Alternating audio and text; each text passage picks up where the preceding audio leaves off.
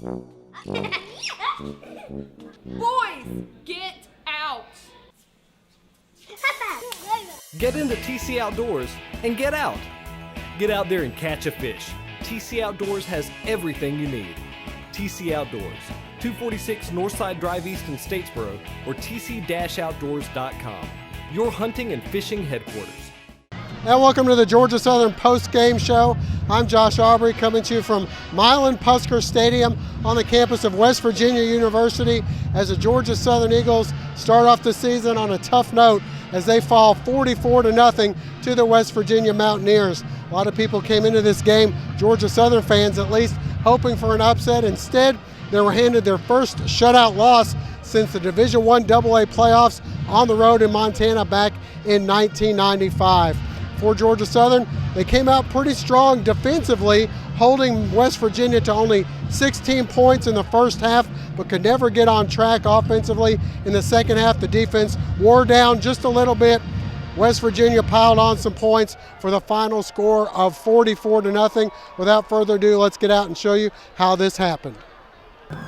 The Georgia Southern Eagles in their first ever Big 12 matchup on the road at West Virginia before a packed house.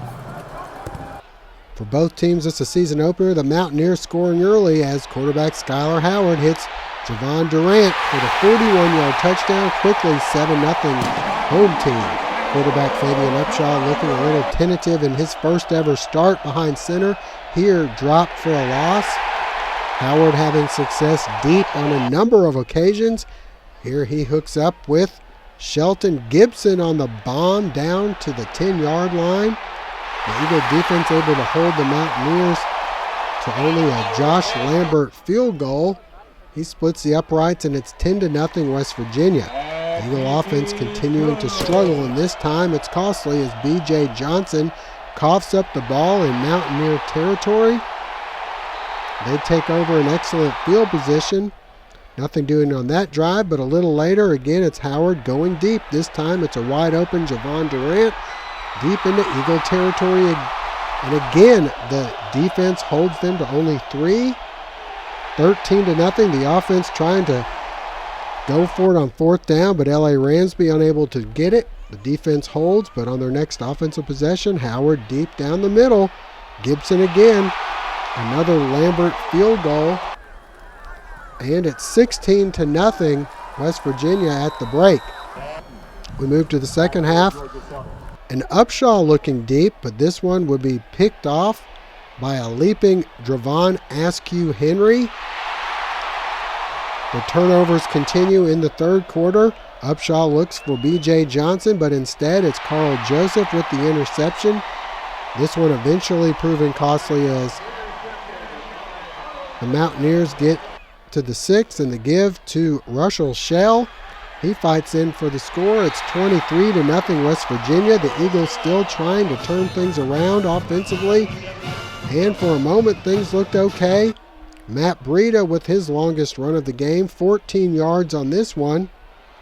But after getting down inside the 30, Upshaw picked off for the third time in the quarter, and it's Joseph once again. We move to the fourth, and this time it's Wendell Smallwood finding some room to run. And he goes 19 yards for the score. West Virginia outgains the Eagles 544-224. The GSU shutout for the first time since 1995. They fall 44-0.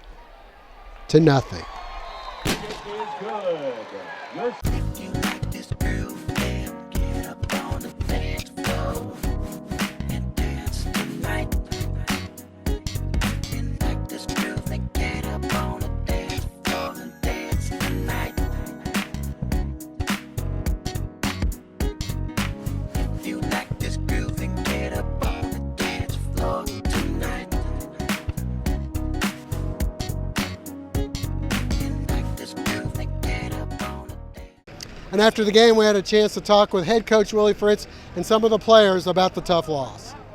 We didn't play good enough. As a team, we didn't play good enough. We got to get better for next week. It's unacceptable, but we got a tough opponent coming to Paulson Stadium next weekend, so we got to improve from it and put it behind us and get better.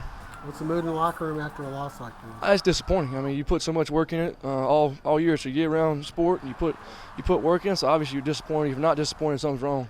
But we'll get some sleep tonight, put it behind us, be ready to go tomorrow on Western Michigan. We just got to go out there. It's a team game. We didn't execute on both sides of the ball.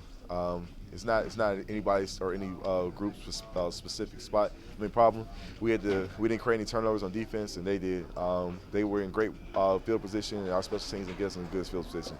It's a team game. We all got to work together on it. How do you not let this hurt you for 2 weeks in a row? You just got to go out here. You got to watch the film on Sunday. You got to take it all in. It is what it is. It's a terrible loss. Nobody wants to lose, especially like this. But we're going to go in, we're going to watch the film, we're going to get better. We're going to. It's all about adjustments each week. We're going to adjust because we got a good opponent coming up this week. It's a pretty bad loss, but they played. That was a great team out there. Played real hard, good defense. We just didn't come to play today. Offensively, it looked like you guys never really got on track. Was there anything in particular you can put your finger at why that happened? We just didn't come out hard enough. We just didn't come out hard enough to put up some points. We had a goose egg against really good defense, but we had opportunities to score, but we didn't take advantage. How do you prevent this from hurting you for 2 weeks? It's gonna help us because we don't remember how it felt to lose today, and we won't let it happen again. My hat's off to their staff and their team for going out and executing and playing a tremendous ball game. I guess we were -5 in turnover takeaway, and I think I've won a couple games being -5, but it's extremely difficult to ever win a game when you're -5 in the turnover takeaway margin, and especially with the type of game we play. So disappointed. I thought at times in the first half, in particular, our defense played well. Opening second half, there's a couple times they did some nice things also, but we kept putting them in the hole. We just couldn't answer offensively. So we were beat without question, and they did a nice job. But coach better than us, played better than us. Coach, you had a lot of new offensive linemen out there tonight. How do you feel like they did today? That's the hardest area to evaluate from the sideline, for me at least. And, I'm sure we're going to see some good things, but it was evident at times too. Particularly when we got in a few short yardage situations, we let some guys run through gaps. They got big plays, and we got to convert those. So I'm sure there's some. We knew there was going to be some growing pains.